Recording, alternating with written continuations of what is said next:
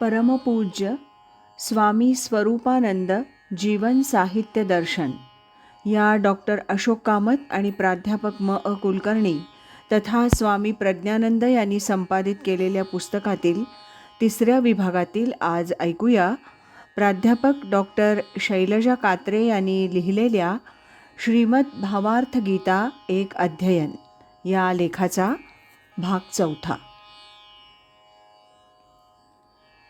अशा प्रकारे 700 श्लोकी श्रीमद भगवद्गीतेचं विवरण स्वामींनी एकंदर 1619 साक्यांमध्ये केलं आहे.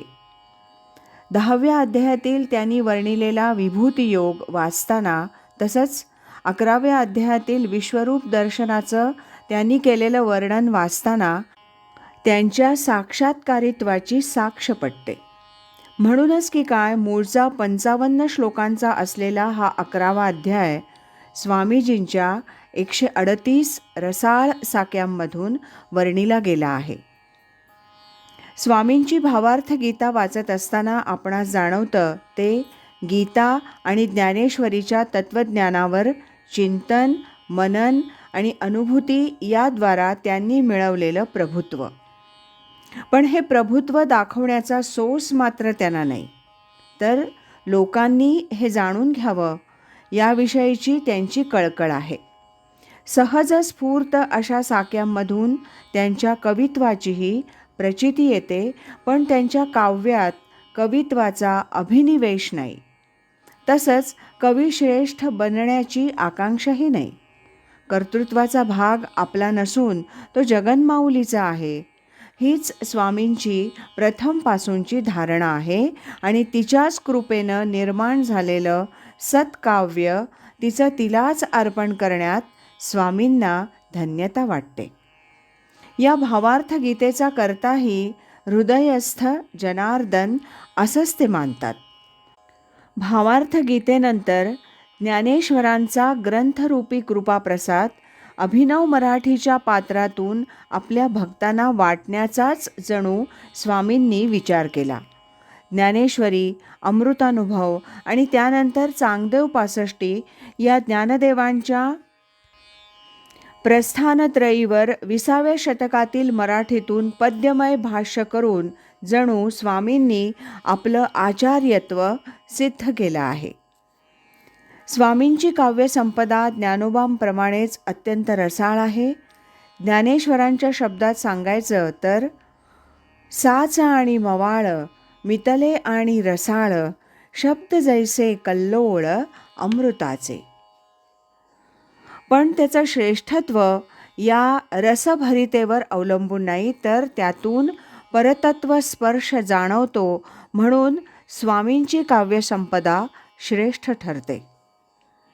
स्वामींच्या शब्दात सांगायचं तर किंवा वाचे लागी कवित्व बरवे, कवित्वी शोभावे रसिकत्व. रसिकत्वी परतत्वाचे वर्णन, दिसावे खुलोन मग जैसे. हा परतत्व स्पर्श स्वामींच्या भावार्थ गीतेतच नाही, तर त्यांच्या इतरही काव्यातून संजीवनी गाथा, अमृतधारा तसंच त्यांच्या स्फुट रचनांमधूनही जाणवतो. अमृतधारा या काव्याच्या सुरुवातीच्या साक्यांमधून काव्य निर्मितीबाबतचा त्यांचा मनोदय स्पष्ट होतो.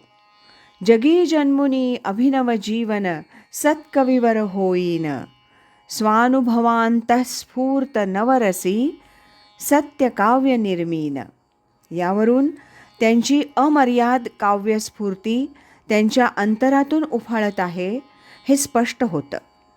अंतस्फूर्त काव्याची प्रेरणा होऊनच थांबली नाही, तर तिचा स्वच्छंद विलासच त्यांच्या या वाङ्मय रूपानं प्रकटला आणि याद्वारा जगी जन्मुनी जगदंबेचे दास होऊनी राहू, विश्वबांधवा सहित सर्वदा भक्ती सुधारस सेवू. ही त्यांची मनोकामनाच जणू पूर्ण झाली. याच अमृतधारेतील शेवटची धाराही कवी स्वामींचा हाच मानस पुन्हा व्यक्त करते. जगन्माऊली आज्ञा होता ती पुनरपि उचलूच, भक्त होऊनी त्वद यशोध्वजा जगी उभारू उंच.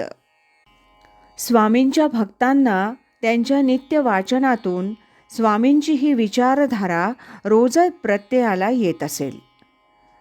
श्री स्वामींच्या चरणी हा लेख अर्पून त्यांना मनोभावे वंदन करते. याबरोबरच प्राध्यापक डॉक्टर शैलजा कात्रे यांनी लिहिलेल्या श्रीमद भावार्थ गीता एक अध्ययन या लेखाचं वाचन आता समाप्त होतंय.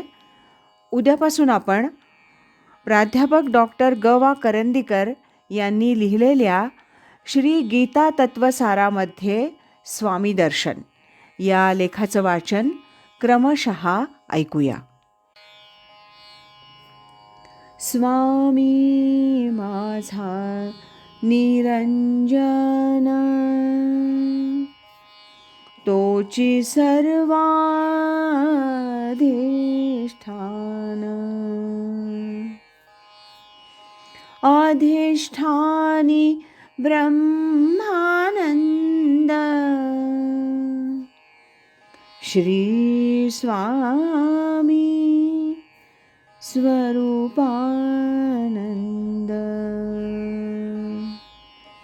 श्रीमद सच्चिदानंद सद्गुरु श्री स्वामी स्वरूपानंद महाराज की जय.